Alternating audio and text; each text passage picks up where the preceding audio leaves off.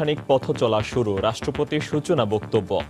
সরকারের সমালোচনায় বাধার মুখে পড়বে না বিরোধী দল, সংসদে প্রধানমন্ত্রী। সংসদ অধিবেশন বাতিল ও বেগম জিয়া সহ সব নেতাকর্মীর মুক্তির দাবিতে প্রেসক্লাবে বিএনপির মানববন্ধন। গণবিরোধী শক্তির বিরুদ্ধে ঐক্যবদ্ধ হওয়ার আহ্বান ডক্টর কামালের। এবং দেশের বিভিন্ন জেলা হাসপাতালে ফিরতে শুরু করেছে শৃঙ্খলা। খুলনা ডুমুরিয়া স্বাস্থ্য কমপ্লেক্সে 9 চিকিৎসকের অধিকাংশই অনিয়মিত, সহকারী দিয়ে চলে সেবা।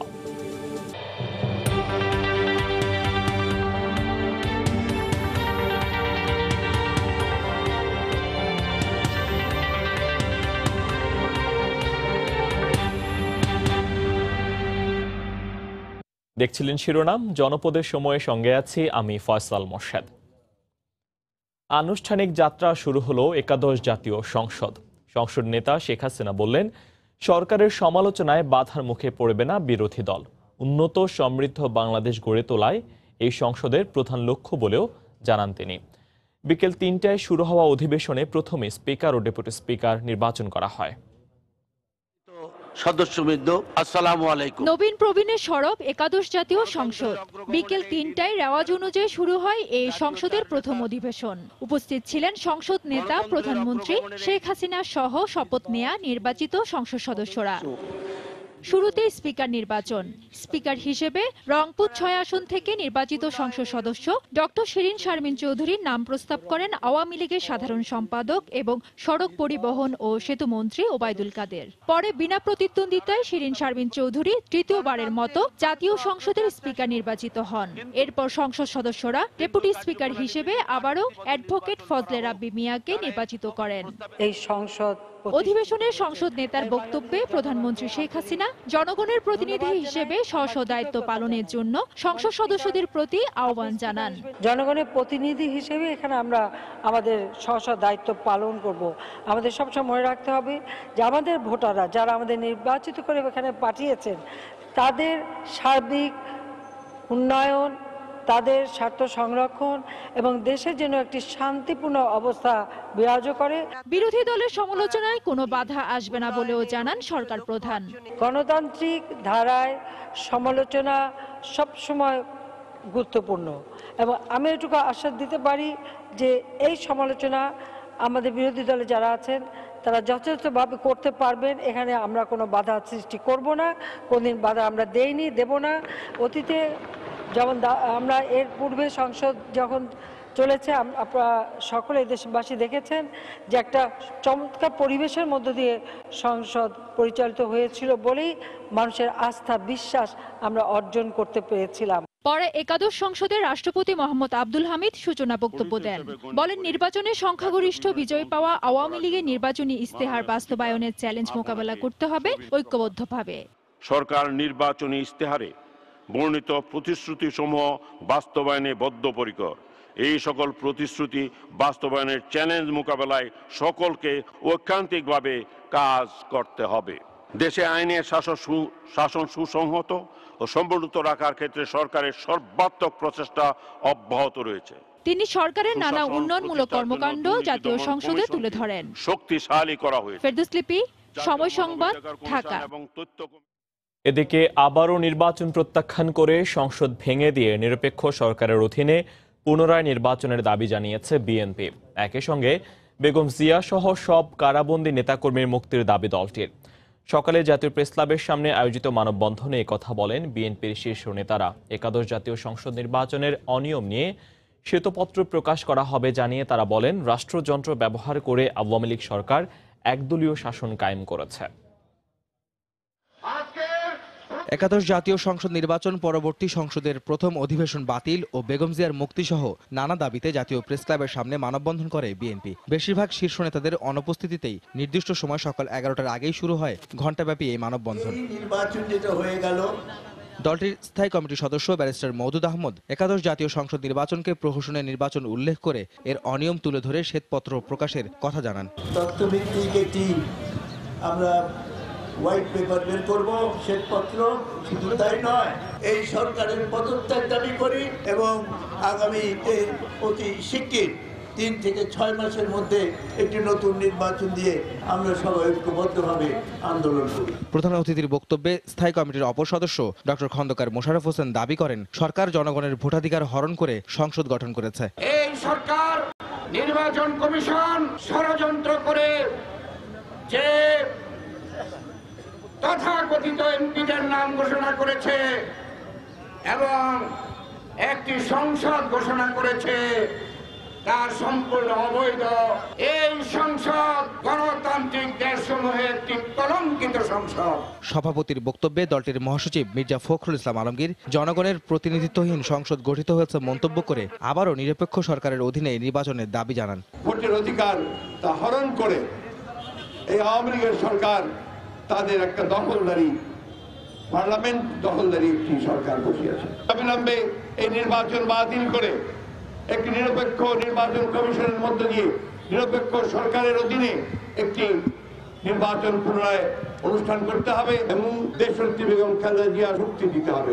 জনগণের অধিকার প্রতিষ্ঠায় আবারও সবাইকে ঐক্যবদ্ধ হওয়ার আহ্বান জানান বিএনপি নেতারা। আমরা সবাই ঐক্যবদ্ধ হয়ে। আহমেদ সালেহীন, সময় সংবাদ, ঢাকা।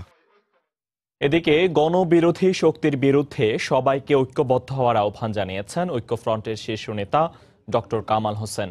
বিকেলে মতিঝিলে গণফোরাম কার্যালয়ে দলের ৫ম জাতীয় কাউন্সিল উপলক্ষে প্রস্তুতি সভা শেষে বক্তব্যে তিনি বলেন, ঐক্যফ্রন্টের মধ্যে কোনো বিভেদ নেই। গণবিরোধী শক্তি চেষ্টা করে আত্মসাৎ করতে দেশীয় সম্পদ, জাতীয় সম্পদ।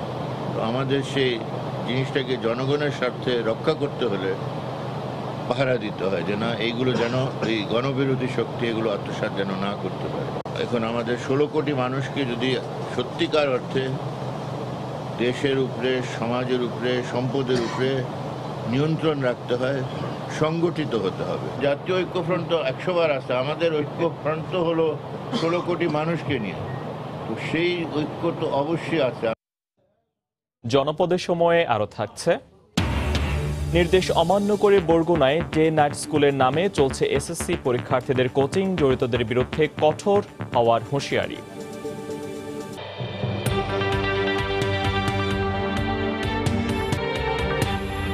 দেশের বিভিন্ন হাসপাতালে নড়ে চড়ে বসেছেন চিকিৎসক ও কর্মকর্তা কর্মচারীরা। সময়মতো কর্মস্থলে আসতে শুরু করেছেন অনেক চিকিৎসক। সরকারের কঠোর অবস্থানের কারণে কিছুটা বেড়েছে সেবার মানও, তবে অধিকাংশ স্বাস্থ্য কেন্দ্রে রয়েছে চিকিৎসা সরঞ্জাম ও জনবল সংকট। আমাদের ব্যুরো রিপোর্টার ও জেলা প্রতিনিধিদের পাঠানো তথ্য ছবি নিয়ে রিপোর্ট। ময়মনসিংহের মুক্তাগাছা উপজেলা স্বাস্থ্য কমপ্লেক্সের চিত্র অনেকটাই পাল্টে গেছে। বুধবার সকাল ৮টার পর থেকে কর্মস্থলে যোগ দেন বেশিরভাগ চিকিৎসক, নার্স ও কর্মকর্তা কর্মচারী। তবে অ্যাম্বুলেন্স ও এক্স-রে মেশিন বিকল হওয়ায় প্রয়োজনীয় সেবা পাচ্ছেন না বলে অভিযোগ রোগীদের। ডাক্তার সবসময় থাকে না, অ্যাম্বুলেন্সটা একটু সমস্যা। রোগী নিয়ে আসি, বাইরে তো পরীক্ষা নিরীক্ষা করা হয়, আঙ্গুর ওষুধ লিখে দেয়, বাইরে থেকে আমরা কিনে খাই। যেহেতু ডাক্তার স্বল্পতা, দীর্ঘ সময় অপেক্ষা করতে হয় বিদায় এবং ওষুধের স্বল্পতার কারণে তাদের কিছুটা অসন্তুষ্টি থাকে। রাজশাহী অঞ্চলের বেশিরভাগ সরকারি স্বাস্থ্য কেন্দ্রে রয়েছে অবকাঠামোগত সুযোগ সুবিধার অভাব। চিকিৎসা সরঞ্জাম সহ জনবল সংকটে চিকিৎসা সেবা ব্যাহত হচ্ছে গোদাগাড়ী উপজেলা স্বাস্থ্য কমপ্লেক্সে। ডাক্তারের তো সংকট, লাগবে 10টা, আছে একটা। ওষুধের কথা বলতে গেলে যে কোনো একটা সামান্য ওষুধ সেটাও পাওয়া যায় না। প্রধানমন্ত্রীর নির্দেশের পর এখন ডাক্তাররা অনেকটাই অ্যালার্ট হয়েছে।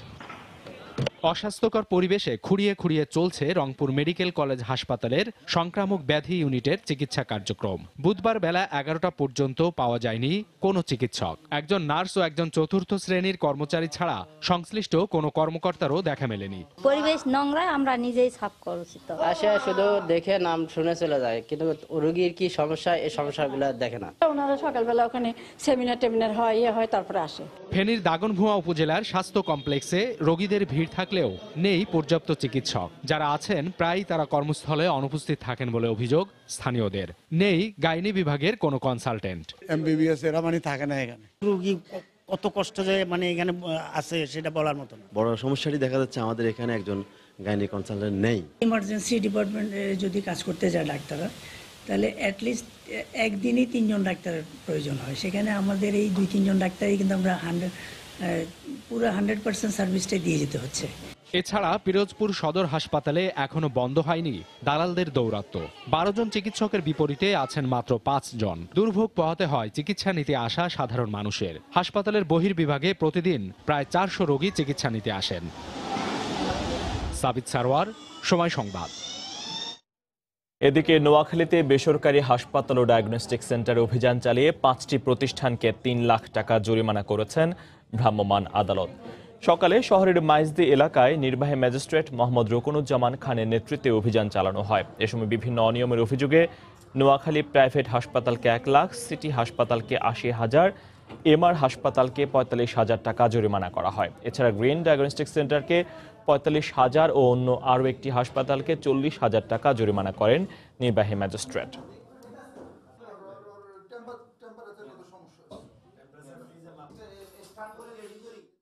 এদিকে নানা সমস্যায় জর্জরিত খুলনার সবচেয়ে বড় উপজেলা ডুমুরিয়ার 50 শয্যার স্বাস্থ্য কমপ্লেক্সটি।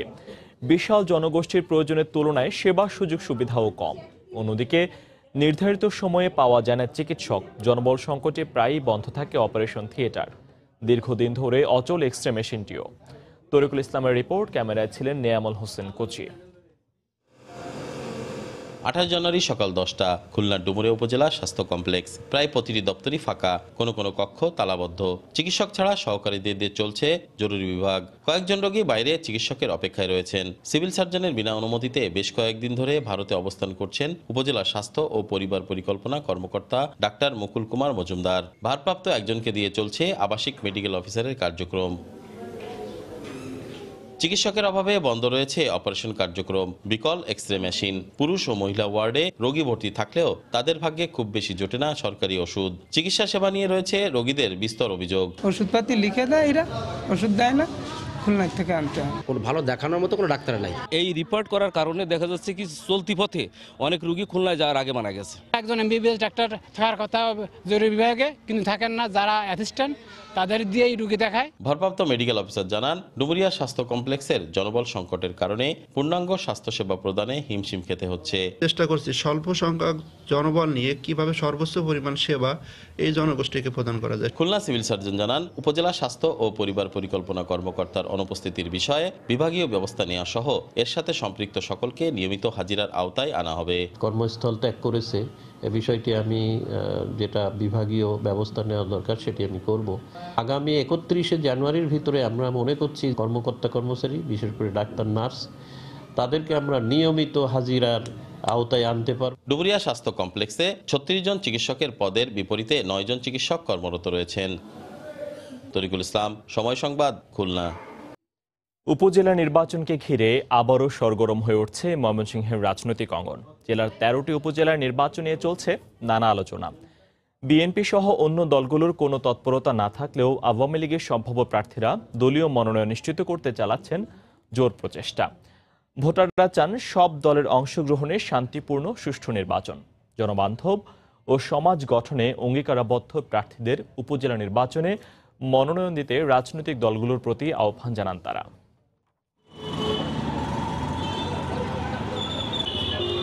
রুটঘাট যে অবস্থা ভাঙাচোরা হয়ে রয়েছে, মাসে একটা করে অ্যাক্সিডেন্ট আছেই। মাদক ব্যবসা করতে যায় না পারে, এই জন্য এটা আঙ্গর একটু থাকবো যে উপজেলা চেয়ারম্যানের কাছে যে এটা যে দমন থাকে। রাস্তাঘাট ফাঁকা করে দেয় এবং সবসময় আমাদের পাশে থাকে। আমরা উপযুক্ত দেখে তাকে আমরা ভোট দিব। যারা আমাদের উন্নয়ন করতে পারবে, খোঁজ খবর নিতে পারবে, ওদেরকেই আমরা ভোট দিব। তরুণ প্রজন্ম যারা আছে তাদের জন্য খেলার মাঠ হবে, কর্মসংস্থান হবে, এরকম ধরনের যারা কাজ করবে তারা আমরা চাই। জনগণের উপকার হবো এবং এলাকার সুন্দর ভালো কাজ কাম হবো, এই ধরনের যোগ্য ব্যক্তির দরকার। উপজেলা নির্বাচন সুষ্ঠু, নিরপেক্ষ এবং সকলের মধ্যে যেন গ্রহণযোগ্যতা থাকে। সকলের জন্য তার নিজের অধিকার, যেটা ভোট দেওয়ার অধিকার, সেটা যেন প্রয়োগ করতে পারে। জনপদের সময়ে আরো থাকছে। নোয়াখালীতে ছড়িয়ে পড়েছে উপজেলা নির্বাচনের আমেজ। মনোনয়ন পেতে দৌড়ঝাঁপে ব্যস্ত সম্ভাব্য প্রার্থীরা।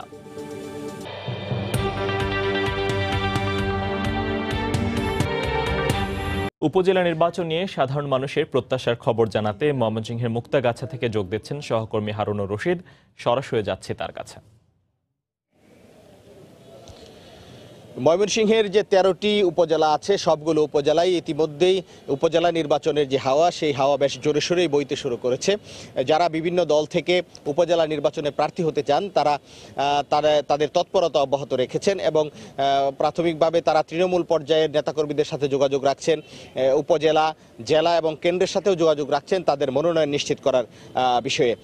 তো এই উপজেলা নির্বাচন নিয়ে কথা বলার জন্য আমরা আজকে আছি ময়মনসিংহের মুক্তাগাছায়।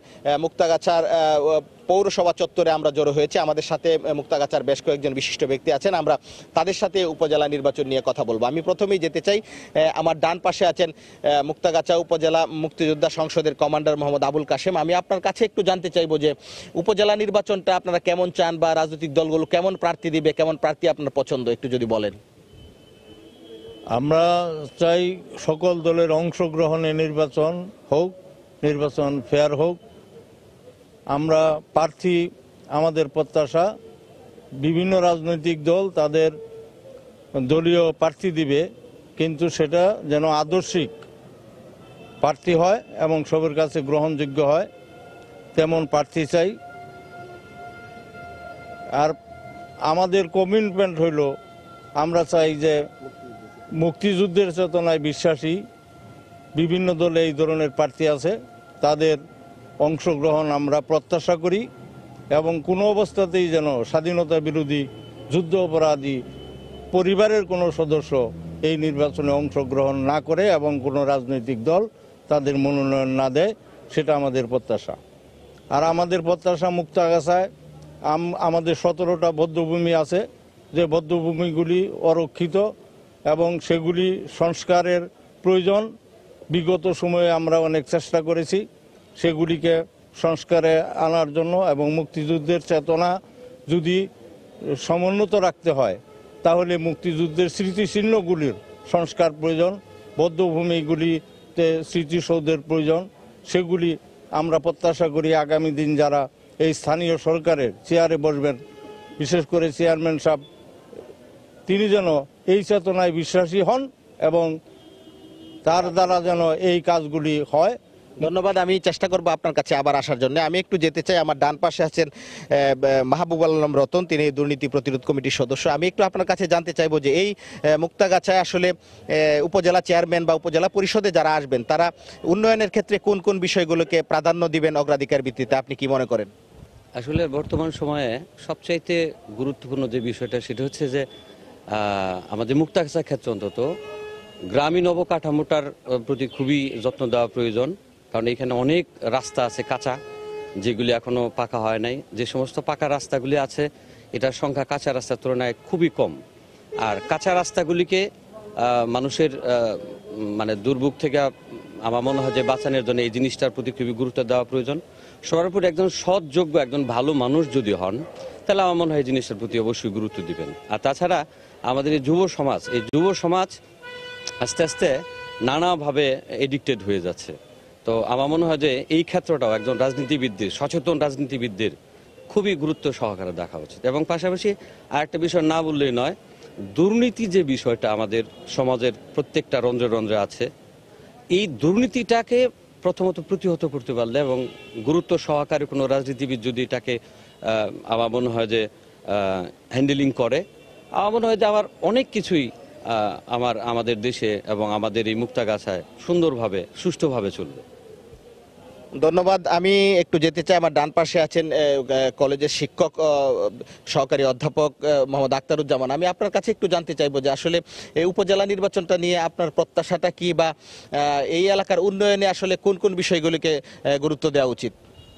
আসলে উন্নয়নের জন্য স্থানীয় সরকার একটি গুরুত্বপূর্ণ পার্ট।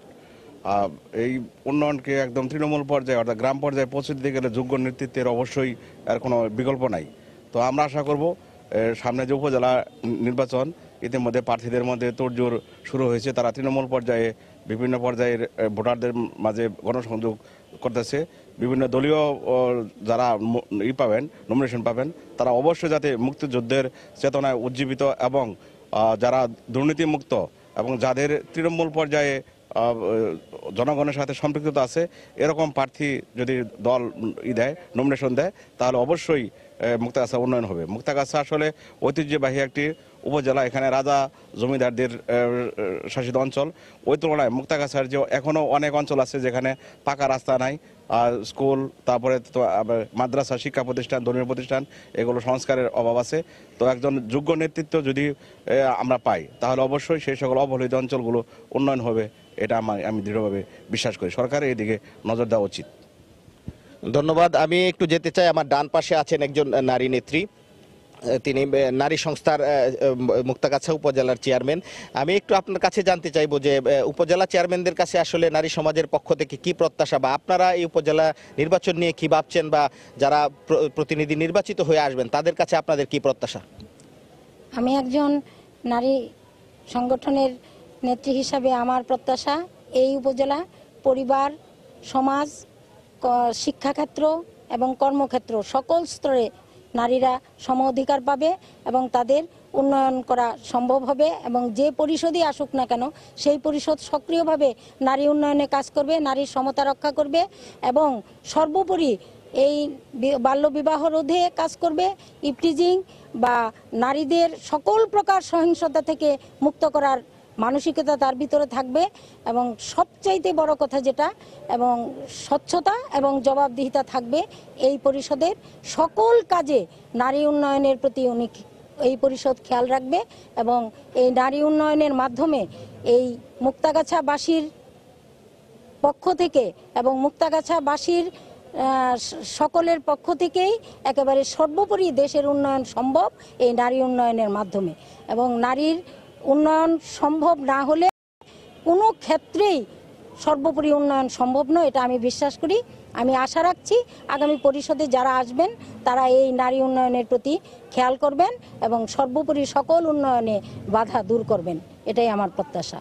ধন্যবাদ। আমি একটু আপনার কাছে যেতে চাই যে মুক্তাগাছা তো পর্যটনের একটি অন্যতম জায়গা, তো বিগত সময়ে এই পর্যটনকে সঠিক পর্যায়ে পৌঁছে দেওয়ার জন্য বা পর্যটন খাতকে আরও ভালো করার জন্য আসলে কোনো কাজ হয়েছে কিনা, বা যারা উপজেলা নির্বাচিত হবেন তারা এই পর্যটন খাতকে আরও সামনে এগিয়ে নিতে কি কাজ প্রয়োজন বলে আপনি মনে করেন?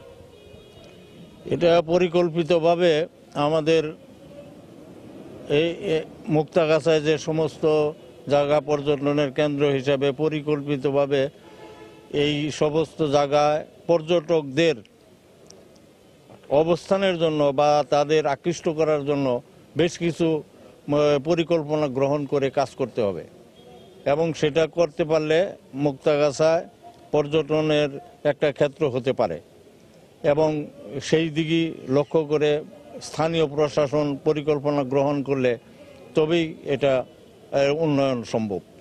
ধন্যবাদ। আমি একটু আপনার কাছে যেতে চাই যে আসলে তরুণ সমাজের জন্য জনপ্রতিনিধিরা আসলে কতটুকু ভূমিকা রাখেন, বা যারা উপজেলা নির্বাচিত হবেন তারা এই তরুণদের জন্য কি করা উচিত আপনি মনে করেন?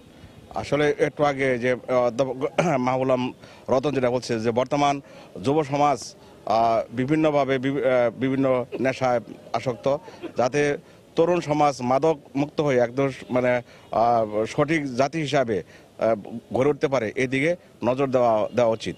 এবং মুক্তাগাছার যে যারা আগামী প্রজন্ম, তরুণ প্রজন্ম, তাদেরকে মুক্তিযুদ্ধের চেতনায় উজ্জীবিত করে দেশ গঠনের ভূমিকা রাখবে, এটাই হলো আমার প্রত্যাশা। ধন্যবাদ। আমরা কথা বলছিলাম উপজেলা নির্বাচন নিয়ে। আমাদের সাথে ময়মনসিংহের মুক্তাগাছার 4 জন বিশিষ্ট ব্যক্তি যুক্ত হয়েছিলেন। তারা প্রত্যাশা করছেন যে আগামী যে উপজেলা নির্বাচন হবে সেটি সুষ্ঠু, সুন্দর এবং নিরপেক্ষ নির্বাচন হবে, সবাই তাদের ভোটাধিকার প্রয়োগ করতে পারবে এবং যারা জনপ্রতিনিধি নির্বাচিত হবেন তারা এই অঞ্চলের উন্নয়নে, গ্রামীণ অবকাঠামো, শিক্ষা, তরুণ সমাজের কর্মসংস্থান সহ মাদকমুক্ত সমাজ গঠনে তারা কাজ করবেন বলে তারা প্রত্যাশা করেছেন। তো এই ছিল আমার কাছে আজকের উপজেলা নির্বাচন নিয়ে আড্ডার সর্বশেষ। দেখছেন জনপদের সময়। একাদশ জাতীয় সংসদ নির্বাচনের রেশ কাটতে না কাটতে নোয়াখালীতে বিরাজ করছে উপজেলা নির্বাচনের আমেজ। 9টি উপজেলা নিয়ে গঠিত জেলার সর্বত্রই বইছে উৎসবের আমেজ। সম্ভাব্য প্রার্থীরা যেমন দৌড়ঝাঁপ শুরু করেছেন, তেমনি নানা হিসেব নিকেশে ব্যস্ত ভোটাররাও। সৎ, যোগ্য ও জনবান্ধব ব্যক্তিকে চেয়ারম্যান প্রার্থী হিসেবে দেখতে চান তারা। এলাকার মধ্যে আমরা চাই থানার এসেট দিয়ে একটা ওভারব্রিজ চাই, এবং উপজেলা নির্বাচনে যে আসুক যেন আমাদের উন্নয়ন কাজ হয়। আমাদের কোম্পানি অনুযায়ী বাজারে জামজট বাজি যায়, যার জন্য হকারেরা ঠিকমতো বৃষ্টি পারে না, জামজটের জন্য হকারের উড়ে দিয়েছে। এই জন্য হকারের জন্য একটা বসার জন্য জায়গা করে দিয়ে তাহলে হকারেরা শান্তিতে থাকবো। আমাদের কোম্পানিগঞ্জের স্বাস্থ্য কমপ্লেক্স আগের চেয়ে এখন অনেক উন্নত মানের, সেবার মান বাড়ছে। ডাক্তারের কিছু সংকট আছে, ওই সংকটটা পূরণ হলে সাধারণ পাবলিক আরো অনেক উপকৃত হবে। যে শিক্ষাক্ষেত্রে কাজ করবে, তথ্য প্রযুক্তির ক্ষেত্রে কাজ করবে, মাদক নির্মূল করবে এবং সামাজিক উন্নয়নের ক্ষেত্রে কাজ করবে, আমি ওইরকম প্রার্থীকে বাছাই করব। ফুলের মালা যার গলায় উঠুক, সে যেন মাদকের বিরুদ্ধে সোচ্চার হয়ে মাদককে নির্মূল করে, এটাই কোম্পানিগঞ্জ উপজেলাবাসীর মাত্র আশা। আসন্ন উপজেলা নির্বাচন নিয়ে সাধারণ মানুষের ভাবনা ও প্রত্যাশা নিয়ে কথা বলতে নোয়াখালীর কোম্পানিগঞ্জের বসুরহাট থেকে সরাসরি যুক্ত হচ্ছেন সহকর্মী আতিয়া সজল। সরাসরি যাচ্ছে তার কাছে। ফয়সাল, ধন্যবাদ আপনাকে। আপনি জানেন যে আসছে মার্চে সারা দেশের 489টি যে উপজেলা পরিষদ নির্বাচন অনুষ্ঠিত হতে যাচ্ছে, সেই উপজেলা পরিষদ নির্বাচনের মধ্যে নোয়াখালী জেলার 9টি উপজেলা রয়েছে দ্বিতীয় ধাপে, যেখানে নির্বাচন অনুষ্ঠিত হওয়ার কথা রয়েছে। আর আপনাকে যদি বলি, আমি এখন রয়েছি নোয়াখালী কোম্পানিগঞ্জ উপজেলায়। এই উপজেলাটি যে এখানে গঠিত, এখানে রয়েছে 386 বর্গ কিলোমিটারের নিয়ে। এখানকার ভোটার রয়েছেন, আমি যদি বলি, 1,85,585 জন। এর মধ্যে 93,943 জন পুরুষ এবং 91,642 জন নারী ভোটার। আর আসছে নির্বাচনকে কেন্দ্র করে এখানকার ভোটাররা তাদের ভোট নিয়ে কি ভাবছে, তারা কোন ধরনের প্রার্থীকে বেছে নেবেন, তাদের এলাকার সমস্যা সমাধানে এবং বিভিন্ন চাহিদা পূরণে ভোটাররা কী ধরনের প্রার্থীকে বেছে নেবেন, তারা কোন ধরনের প্রার্থীকে ভোট দিতে চান, সেসব ভোট ভাবনা নিয়েই আজকে আমাদের সাথে যোগ দিয়েছেন বিভিন্ন শ্রেণী পেশার স্থানীয় কিছু ভোটাররা। আমরা তাদের কাছ থেকে জানার চেষ্টা করব এই ভোট নিয়ে তাদের ভাবনাগুলো। আমি প্রথমে যদি জানতে চাই, আমার বাম দিক থেকে যে রয়েছেন, যে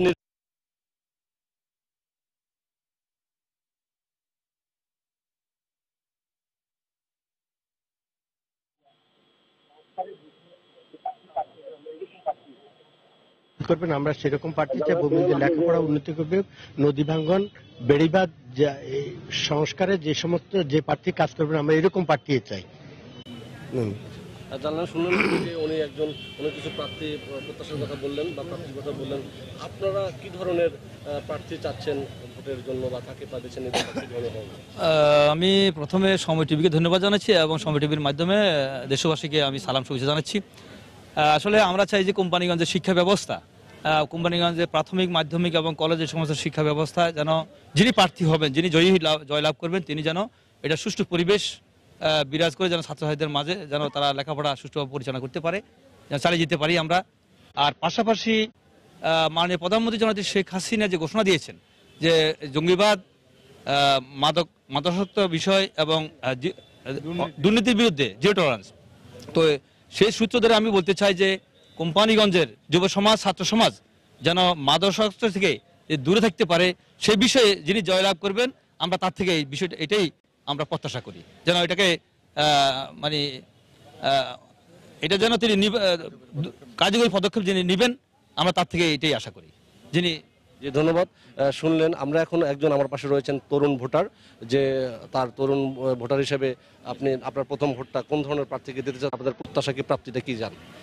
আমি তরুণ ভোটার হিসেবে সর্বপ্রথম যে জিনিসটা চাইবো, একজন সৎ, দুর্নীতিমুক্ত, ন্যায়পরায়ণ ব্যক্তি, যার কাছে সকল শ্রেণী পেশার মানুষ, বিশেষ করে আমরা তরুণরা যারা আছি, তারা শিক্ষার ব্যাপার নিয়ে যে কোনো জিনিস নিয়ে উনি আমাদেরকে যথেষ্ট উৎসাহ যোগাবেন।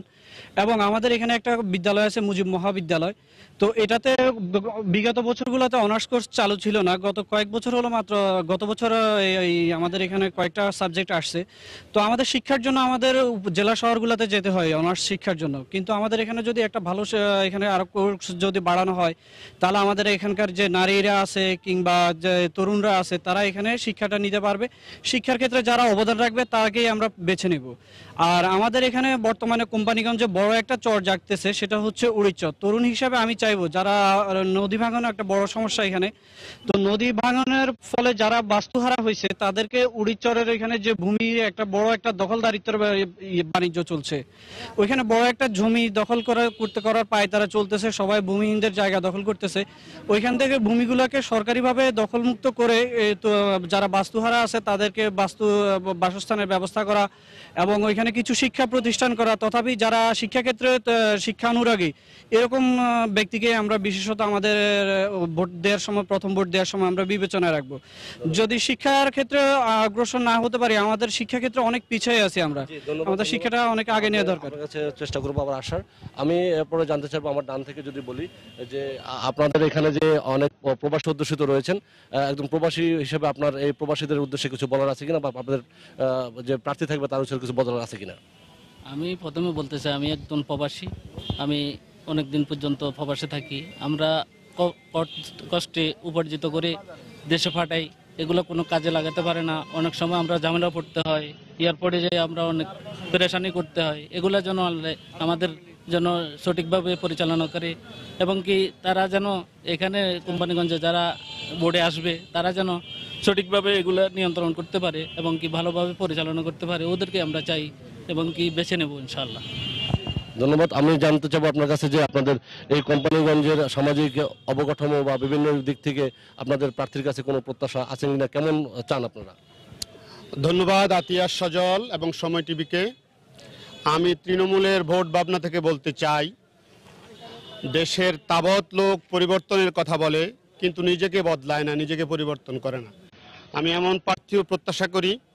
আর যেটুকু অবকাঠামো, গ্রামীণ অবকাঠামোর কথা বললেন, মাশাআল্লাহ আমাদের মাননীয় সংসদ সদস্য এবং মাননীয় মন্ত্রীর বদৌলতে আমাদের গ্রামীণ জীবন, গ্রামীণ অবকাঠামো বেশ উন্নতির শিখরে।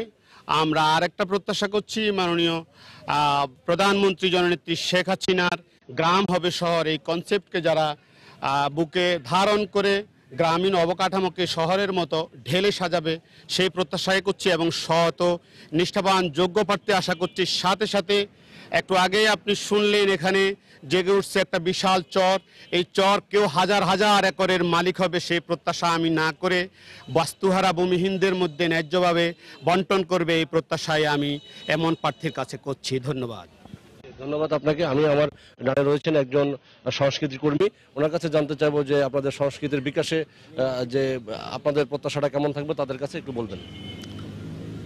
আমি একজন ভোটার, তেমনি আমি একজন সংস্কৃতি কর্মী। তো সংস্কৃতি কর্মী হিসেবে আমি চাই আমাদের এই কোম্পানিগঞ্জে যেন সুস্থ ধারা সংস্কৃতি বজায় থাকে। আমরা এমন একজন ব্যক্তিকে চেয়ারম্যান হিসেবে, আসন্ন উপজেলা নির্বাচনে চেয়ারম্যান হিসেবে পেতে চাই, যিনি সংস্কৃতি বান্ধব হবেন, যিনি সুস্থ ধারা সংস্কৃতিকে গতিশীল করার জন্য কাজ করবেন, আমাদের সংস্কৃতি কর্মীদের সুখে দুঃখে সবসময় পাশে থাকবেন।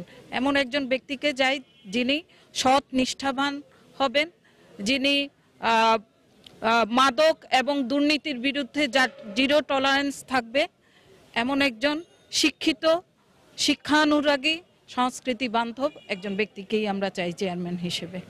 ধন্যবাদ আপনাকে। আমরা জানলাম যে তাদের বিভিন্ন প্রত্যাশার কথা। আমার ডানে বামে রয়েছে একজন, আপনার কাছে জানতে চাইবো যে সম্প্রতি সময় যে মাদকের বিরুদ্ধে যে আপনাদের প্রার্থীর কি অবস্থান থাকা উচিত বলে আপনি মনে করেন? আমি হচ্ছে আমাদের মাদক বিরুদ্ধে সবাই জিরো টলারেন্স হিসাবে থাকবে। আমরা চাই ওমেন একজন ব্যক্তি উপজেলা চেয়ারম্যান হিসেবে যিনি সবকিছু শিক্ষানুরাগী এবং সবকিছুতে ভালোভাবে দিক নির্দেশন দিবেন, সবাইকে ভালোভাবে সুষ্ঠুভাবে থাকার জন্য একটা ব্যবস্থা করে দিবেন আমাদের। Thank you. ধন্যবাদ।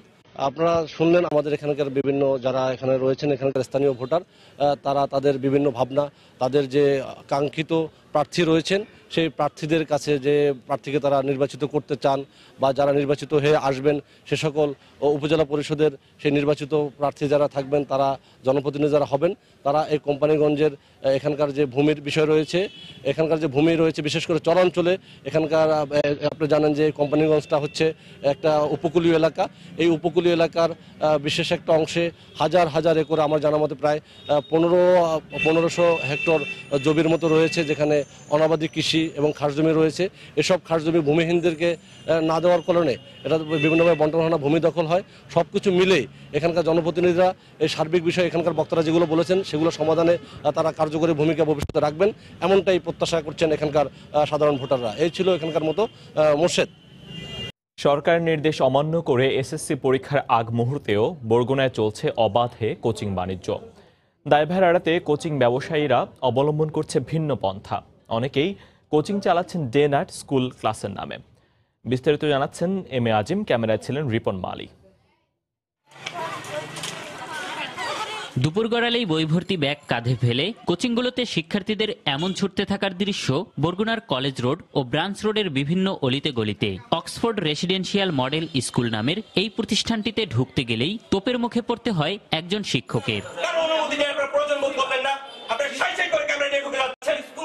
কিছুক্ষণের মধ্যেই প্রতিষ্ঠান প্রধান এসে ক্যামেরা পার্সনকে ধাক্কাতে ধাক্কাতে শুরু করেন অকথ্য ভাষায় গালমন্দ। তবে সাথে সাথেই আবার ক্যামেরায় ধাক্কা দেওয়ার কথাটি অস্বীকার করেন।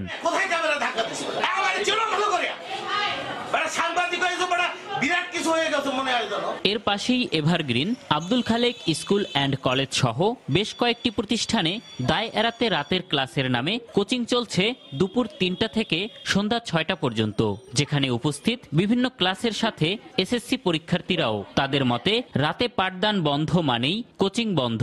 সরকারের যে নির্দেশনা রাতে কোনো কোচিং ক্লাস চলবে না, সেই জন্য আমরা রাতের ক্লাসটা বন্ধ করে দিছি। রাতে যে ক্লাসটা হইতো আমাদের সেই এখন বিকারের ক্লাসটা হচ্ছে, এই ব্যাপারটা আমরা সময়কে জানিয়ে দিয়েছি। আমাদের এই নোটিশ বোর্ড আছে এখানে আমাদের স্কুলের নোটিশ বোর্ড অনুসারে। অবশ্য জেলা প্রশাসক কলেজ রোড ও ব্রাঞ্চ রোডে বিদ্যালয়ের নামে কোচিং ব্যবসা চলছে স্বীকার করে জানান তাদের বিরুদ্ধে ব্যবস্থা নিতে মাঠে নামবেন তারা। ওগুলো কোচিং সেন্টার, তার কোনো অনুমোদন নেই। পঞ্চম শ্রেণী অথবা অষ্টম শ্রেণী অথবা এসএসসি পরীক্ষার ক্ষেত্রে সেসব প্রতিষ্ঠানগুলো অন্য প্রতিষ্ঠানের ঘাড়ে সওয়ার হয়ে মানে রেজিস্ট্রেশনটা ব্যবহার করে অপারেশনটা শুরু করতে পারি না। আমি জানি 27 তারিখ থেকে বন্ধ হওয়ার কথা, আমরা আজকে কালকের মধ্যেই শুরু করব এবং কঠোর ব্যবস্থাই নেওয়া হবে। বরগুনার দুটি সড়কে প্রায় 10টি কোচিং সেন্টার ও 5টি ডে নাইট স্কুলের আড়ালে কোচিং সেন্টার চলছে। এম এ আজিম, সময় সংবাদ, বরগুনা। কিশোরগঞ্জ 1 আসনে উপনির্বাচনে অংশ নিতে মনোনয়নপত্র দাখিল করেছেন আওয়ামী লীগ প্রার্থী সৈয়দ আশরাফুল ইসলামের ছোট বোন ডাক্তার সৈয়দা জাকিয়া নূর লিপি। দুপুরে দলীয় নেতাকর্মীদের নিয়ে রিটার্নিং কর্মকর্তার কার্যালয়ে মনোনয়নপত্র জমা দেন তিনি। এই সময় রিটার্নিং কর্মকর্তার অনুপস্থিতিতে তার পক্ষে মনোনয়নপত্র গ্রহণ করেন স্থানীয় সরকার বিভাগের উপপরিচালক জহিরুল ইসলাম। গত 3রা জানুয়ারি চিকিৎসাধীন অবস্থায় মারা যান নবনির্বাচিত সংসদ সদস্য সৈয়দ আশরাফুল ইসলাম। আসনটি শূন্য হওয়ায় 28 ফেব্রুয়ারি উপনির্বাচনের তফসিল ঘোষণা করে নির্বাচন কমিশন।